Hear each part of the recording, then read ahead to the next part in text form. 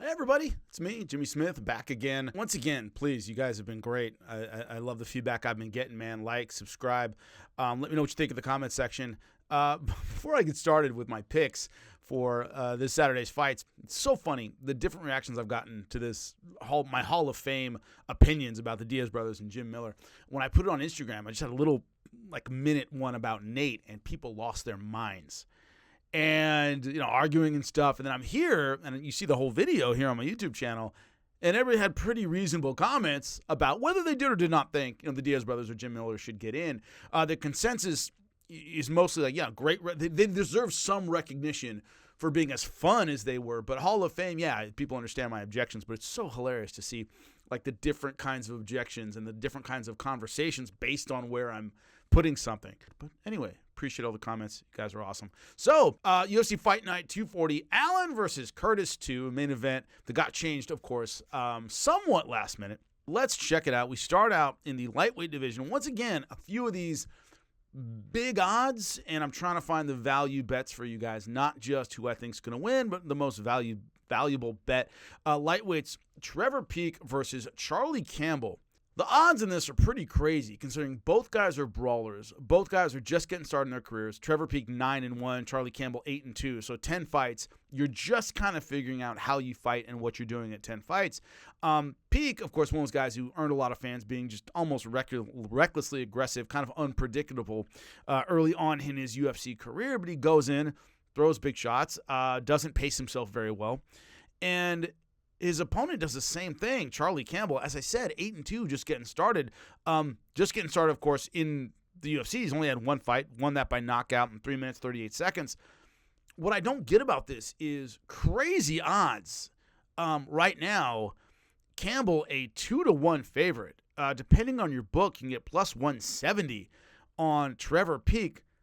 They're both raw. They're both new. They can both knock one another out. Neither guy is a technician by any stretch of the imagination. To not take the money on this is stupid. You got to go with Trevor Peek. Once again, plus 170 against another guy who's just getting started in his UFC career. Could go either way. Got to go with the money. I don't understand the odds considering the lack of experience for both of these guys. I got to go with Trevor Peek, probably by knockout, but you can get plus 170 money on him. It's stupid to go anywhere else. We move up next to the heavyweight division.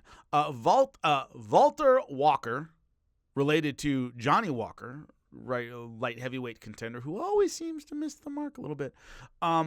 Lucas Brzeski, who is 8-4-1. Walker is undefeated at 11-0. Look, the only thing you need to know about this one, Walker, unlike his brother Johnny Walker, isn't that explosive, not that athletic, tends to walk fighters down. He's a little bit plodding, he's a little bit slow, does have decent grappling, but kind of wanders forward a little bit. He's 11-0, and what the UFC wants always is they want that undefeated heavyweight. He's related to Johnny Walker. It's a little bit of a story. Heavyweights in combat sports are always at a premium. You always want to cultivate and make the most out of an up-and-coming heavyweight who's undefeated. That's what they're doing with Walker here. Brzeski, 8-4-1, like I said, really hasn't looked good so far in the UFC. Came in through the Contender Series, had a no contest there, hasn't won yet. Knocked out his last time out by Waldo Cortez Acosta. Hasn't done anything great. Probably should have won the Bidet fight. Was landing good counterpunches in that one. It got kind of walked down a little bit. And the judges went for the aggression more than the effective counterpunch, which I think was stupid, but still, 0-3 is 0-3. And you start questioning what you're doing in this business at 0-3. He's being fed to an undefeated heavyweight that the UFC thinks they can make something out of. Minus 340 for Walker-ish, depending on where your book is. He's a huge favorite, but it's dumb. You got to take Walker, even with those kind of odds. 11-0, they're trying to make something out of the guy. Always think, what's the UFC trying to accomplish with this fight? And you can usually figure out what's going on. Go with the undefeated heavyweight in this one, probably by plotting, ugly fight. Let's go by decision. Christos Giagos, love a fellow Greek. He's good, not great. He's solid. He doesn't have that step-up thing that's going to make him really outstanding. Ignacio Bahamondes, 14-5, coming off a loss. Ludovic Klein beat him last time out. But that 3-fight winning streak, including the Roosevelt Roberts, remember that was a spinning wheel kick, beautiful stuff against a veteran guy. We saw those flashes of, this guy might be a contender or might be something special in this division. There's a little bit more upside to him. Lost his last time out in a really flat fight. He didn't look good at all. I just don't have a lot of faith in Christos Giagos moving forward. I don't see that separation between him and the field, anything like that. I don't like how much of a favorite Bahamondes is over Giagos. He's like 3-1 favorite. I think that's absurd. I do still think he's going to win. Christos Giagos is one of those guys who, once again, right now, probably questioning, what he's doing, going up and down in a division that really requires something special to be great in. I think Bahamondes' submission game might be a little too much for him. Probably Bahamondes by submission. But I think these odds are absolutely absurd. Charrier. Love saying the French names. Morgan Charrier versus Jose Mariscal. This is almost a pick'em fight. Charrier minus 122-ish, 120. Mariscal plus 102. So pretty much a coin flip kind of fight. I would say right now, Charrier is somebody they want to really get behind. You want to make inroads in France.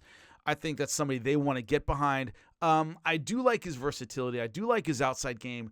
I would go with Charrier by like the barest of margins, although Mariscal certainly a live fighter in this one. Once again, coin flip fight, so it's not about the odds in this one. I would go Charrier probably by decision. That's where I would go with this one. A fighter who started out really hot in the UFC, and I think really kind of got the career beaten out of him, was Alexander Hernandez. And 14-7, taking on Damon Jackson, who's 22-6-1. 6-1-1, I'm sorry. He's a huge favorite, 2-1. And the problem with Alexander Hernandez, I really believe, right up to the Cowboy fight, he was one of those guys we were looking at, like, oh man, this guy might be a contender. He's stocky, he's strong, beat Olivier Aubin-Mercier, had the ability to, I think, maybe separate himself, destroyed Beneil Dariush. We know how good Beneil Dariush is, and then he fought Cowboy Cerrone. And I want to do, I should do it. I keep telling myself I'm going to do it. These crossroads fights of, man, doing really well up until this guy. And this guy beat the career out of him. And I think that's what happened with Cowboy Cerrone. Really just ripped his soul out. If you don't remember, man, sweet combinations, looked really good. And Hernandez talked a bunch of stuff about beating an old man and sending him to retirement. And he got his clock clean. And not just the physical side of it. Beating like that does tend to stay with you a little while. The mental side of it, Cowboy Cerrone, you could argue wasn't in his prime when he beat Hernandez and still just whipped him up. And I don't think he ever mentally really recovered from that. And so when I look at Alexander Hernandez as a 2-1 favorite, yeah, he's gone down to 145 where he's big and strong. But Billy Quarantillo, not anything special, I think, knocked him out. Bill Algeo beat him by decision. I think as he's gone down, it's gotten harder for him. I really don't think we've seen him really rise to where he was when he lost to Cowboy Cerrone. It's been, win some, lose some since then. I don't think he should be a 2-1 favorite against anyone but a stepping stone, and Damon Jackson is not a stepping stone. So I don't get these odds considering I think Jackson has a really good shot here. Alexander Hernandez hasn't looked great since the Cowboy Cerrone fight. I don't really get it at all. Now, Damon Jackson, yeah, he's had his losses, but when you look at Billy Quarantillo, Dan Ige, Ilya Topuria, the current champion, taking on some pretty good names, and he did have a 4-fight win streak at one point. So he has the ability to win a long fight, does win by decision a lot. He can be a grinder. And Hernandez is one of those guys, if he doesn't intimidate you and kind of get you on your heels early, he has trouble. And I think, for better or for worse, Damon Jackson sticks around longer than he should. So 2-1, I don't get that at all. For that money, I'm taking Damon Jackson over Alexander Hernandez. I don't get the odds in that one because I don't have a lot of faith in Hernandez. I haven't had a lot of faith in Hernandez since the Cowboy Cerrone fight. There we go. Main event. What I love about the main event, it's not a great fight, right? It's a main event that got thrown together a little bit late, but Brendan Allen, Chris Curtis too, Chris Curtis did outstrike Brendan Allen when they fought the first time. This is a rematch. It shows you how weird MMA careers can be. Meaning you can beat somebody and kind of be ahead of someone, and then you plateau and they don't, and they keep rising. Or they go on a streak and do something great, or whatever it is. It's about timing and momentum, and all these things are a little bit intangible. I really think since they first fought that Brendan Allen has gotten a lot better. And Chris Curtis is still a dangerous guy. He's still capable, but I don't think he's made the improvements that Brendan Allen has made. I don't. Now, Brendan Allen is one of those guys, he generally beats you on the ground.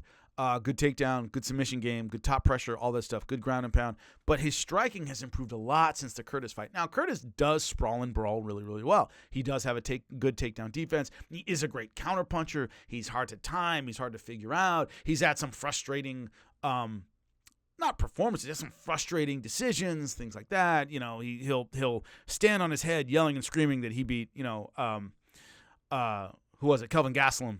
But still, he's kind of mentally righted the ship. And I talked to him on my show, a couple months back about beating Marc-Andre Barriel and what that did for him to kind of get him back after a clash of heads. And then he thought he beat Kelvin Gastelum and all that stuff.